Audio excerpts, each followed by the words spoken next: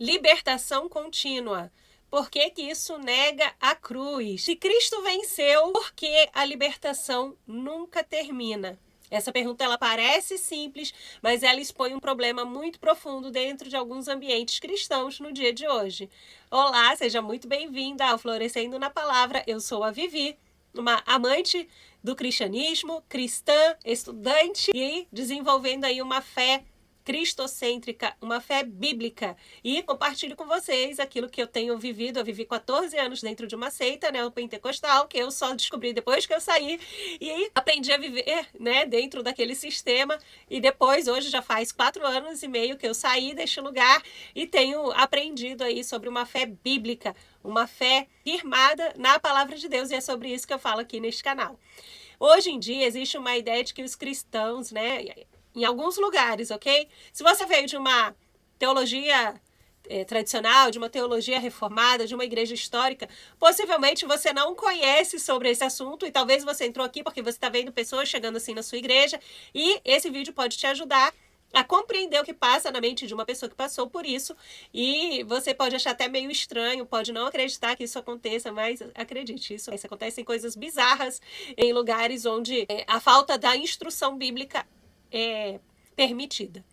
Então, esses lugares, né, onde libertação repetidas, processos constantes de libertação, quebras intermináveis de maldição hereditária e coisas do tipo, como se a cruz fosse apenas um começo. É o primeiro passo você reconhecer que Cristo morreu na cruz pelos seus pecados.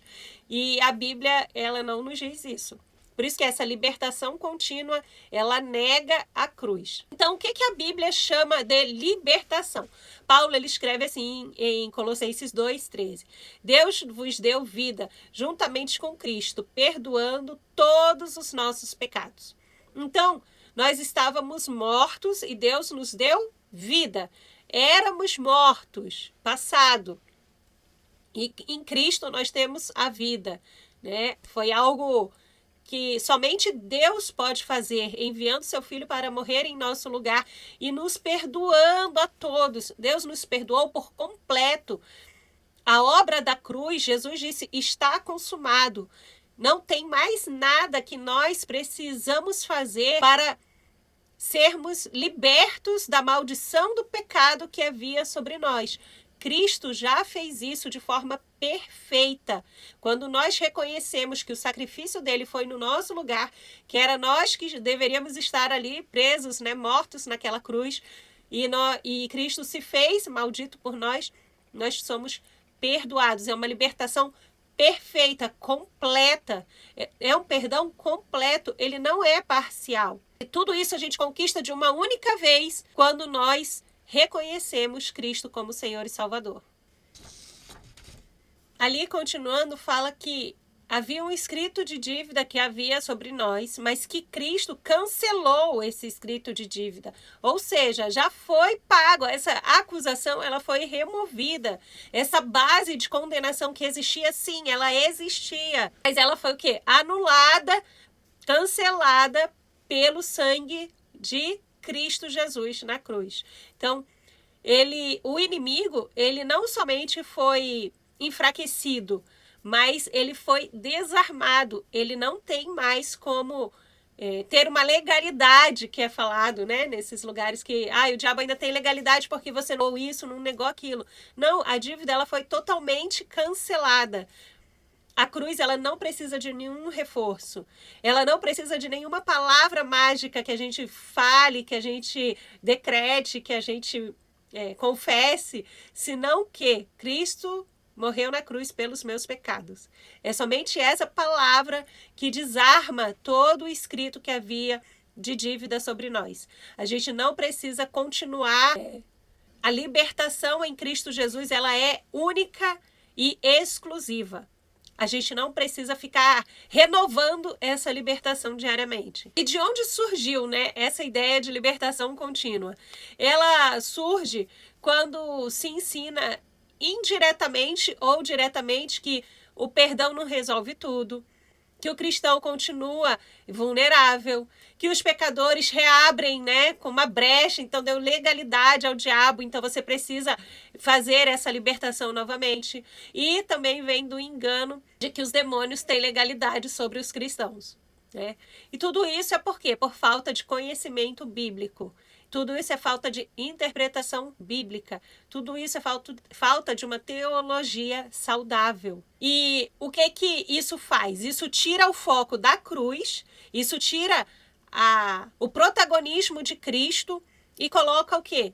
Encontros, processos, líderes, uma técnica espiritual, uma necessidade constante de você estar passando por libertação. E isso deixa de ser algo que foi o que Cristo conquistou na cruz. Morto uma única vez, um cordeiro perfeito que perdoa, que tira o pecado do mundo.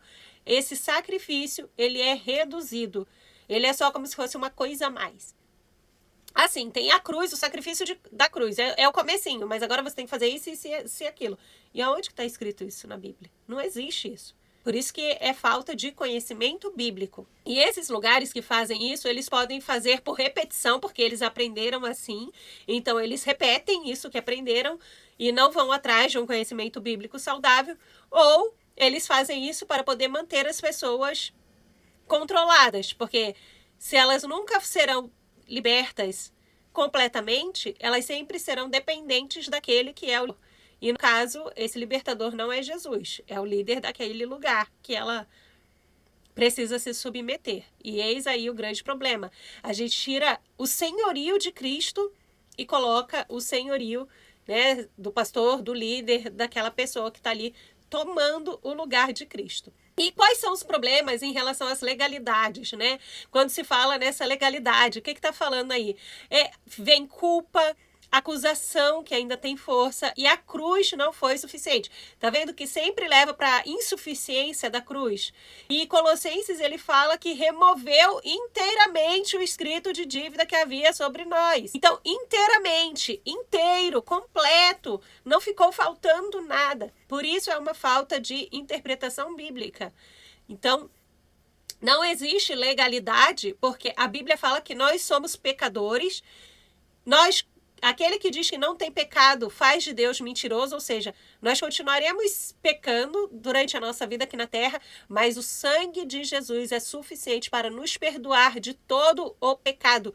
Nós não precisamos ficar nessa libertação contínua. E outra coisa que um efeito prático dessa libertação contínua é a dependência espiritual. É o medo de estar sempre preso a alguma coisa. Você está sempre olhando para a sua história, você fica preso dentro de si. Olhando, o que será que eu ainda não me libertei? O que será que eu fiz? Eu devo ter feito alguma coisa que eu não me lembro quando eu era criança ou quando eu era adolescente. E por isso eu ainda não vivo uma vida plena com Deus. Então você tem insegurança, você não tem certeza que Deus perdoou dos seus pecados. Você sempre acha que você está faltando ainda fazer alguma coisa para Deus perdoar. E você está numa vigilância que acaba gerando uma ansiedade. E fora a dependência desses líderes abusivos, né? Ou líderes enganadores, ou líderes despreparados por não conhecerem a Bíblia, né? Como ela é de forma saudável. E tudo isso não é cuidado pastoral, isso é infantilização espiritual. Isso te impede de crescer, isso te impede de se desenvolver. Mas, Vivi, então, se Cristo fez tudo, eu não preciso fazer mais nada. Então, é só aceitar o sacrifício de Cristo Jesus e eu posso continuar vivendo minha vida do meu jeito. Não. Aqui a gente vai fazer uma separação. A libertação nossa dos nossos pecados, de tudo aquilo que a gente fez, até o dia que a gente encontra, reconhece Cristo como Senhor e Salvador. Até ali, Cristo nos liberta total, né? As amarras, elas caem, os enganos, eles caem, várias coisas, elas são automáticas na nossa vida por conta de reconhecermos o sacrifício de Cristo na cruz por nós. Mas o que não é automático? A santificação. A santificação é o processo que todo cristão, dia após dia, até a volta de Cristo ou até a gente partir dessa terra, nós estaremos passando. E é isso que as pessoas muitas das vezes confundem. Libertação com santificação. Não existe essa separação dentro dos meios onde o evangelho é distorcido. Por quê? Porque isso faz perder o controle, né? E esses lugares, eles precisam se manter no controle da vida das pessoas. E o que é essa santificação? Então, antes de eu falar o que é a santificação, vamos lá, um resuminho. O que é a libertação?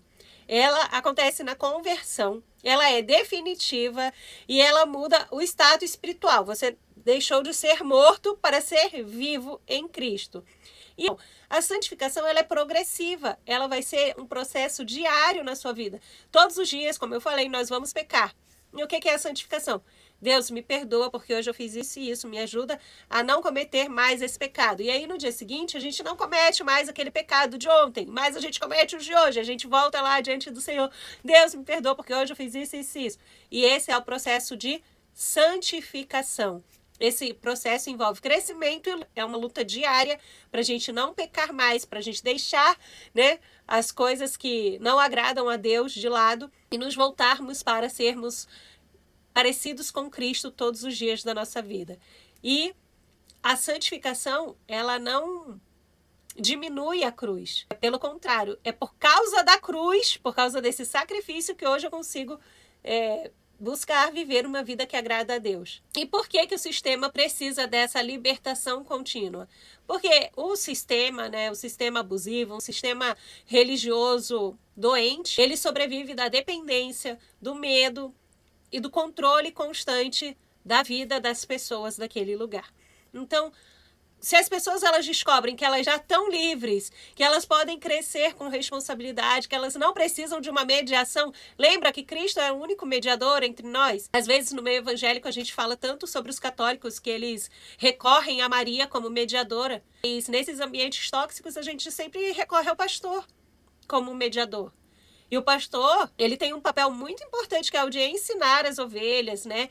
Ele precisa ser uma pessoa que tenha conhecimento bíblico. Ali a Bíblia ela fala sobre as características de um pastor. Ele não pode ser novo na fé, não pode ser arrogante, não pode ser dado ao vinho, não pode ser várias outras coisas, né? Que ele não pode ser. E o que ele deve fazer? Deve governar bem a sua casa, marido de uma só mulher e várias outras características que um bom pastor deve ter. Para quê? Para instruir as ovelhas. O papel do pastor não é controlar a vida das pessoas, é instruir biblicamente as ovelhas, as pessoas. Então, num ambiente tóxico, ele não quer instrução, ele quer controle. Ele quer que as pessoas dependam dele para ele poder manipular conforme ele deseja, né, aquele rebanho. Isso é muito triste, mas é a realidade, infelizmente, em muitos lugares. Então, aqui eu quero deixar 3 afirmações bíblicas, né? A libertação que Cristo oferece, ela é completa. Uma vez que você compreendeu o sacrifício de Cristo na cruz por você, a libertação, ela aconteceu. A cruz, ela não precisa de complemento. Você não precisa passar pelo encontro para você ter uma vida com Deus. Você não precisa passar pela grande renúncia para você ter seus pecados perdoados. E você não precisa passar por nenhuma quebra de maldição para que você tenha recebido essa quebra de maldição, porque tudo isso acontece quando você reconhece Cristo como Senhor e Salvador da sua vida. E o Evangelho, ele não produz medo, ele produz maturidade. E maturidade vem de quê? De uma vida de santificação. A vida cristã, ela não pode ser infantilizada. O que é infantilizado? O que é um infantil? Uma criança, ela é uma pessoa, um ser capaz, sim, de muitas coisas, mas dependente de um adulto. Um bebê, uma criança, ela não consegue se manter sem que adultos tomem conta dela. E num ambiente tóxico, ele infantiliza para que a pessoa seja sempre dependente do líder, para que nunca a fé seja autônoma. Em um lugar saudável, um bom pastor, ele vai te desenvolver para você crescer na sua fé e você se tornar um cristão autônomo, um cristão capaz de ler a Bíblia e compreender, um cristão capaz de se desenvolver na sua santificação diariamente. E não que você não vá mais precisar do pastor, você vai continuar precisando dele porque sempre vai haver dúvidas. E aí você pergunta para ele e ele te instrui de acordo com o que a Bíblia diz. Mas num lugar saudável, você não depende única e exclusivamente do pastor para você ter o seu processo de santificação. Então, o evangelho saudável, ele te amadurece, ele não te aprisiona e ele te mostra que Cristo te libertou. O foco de um lugar saudável sempre é Cristo, nunca são as pessoas, é sempre o nosso Senhor, o nosso Salvador. Que você possa viver a sua libertação já conquistada por Cristo na cruz, que você possa ver que essa libertação contínua, ela não é saudável, ela não é bíblica. O que é bíblico é um processo de santificação, que esse será diário até o nosso encontro com o nosso amado e querido Salvador e Senhor Jesus Cristo. Se você quer continuar aprendendo mais sobre a Bíblia, se inscreve aqui no canal, deixa dicas de dúvidas que você tem. Se você passou por um sistema assim como eu, você deve ter algumas perguntas e, conforme eu puder e souber te responder, eu vou gravar outros vídeos falando sobre assuntos diferentes, mas vamos crescer no conhecimento e na graça do nosso Senhor e Salvador Jesus Cristo. Um beijo e até o próximo vídeo. Tchau, tchau!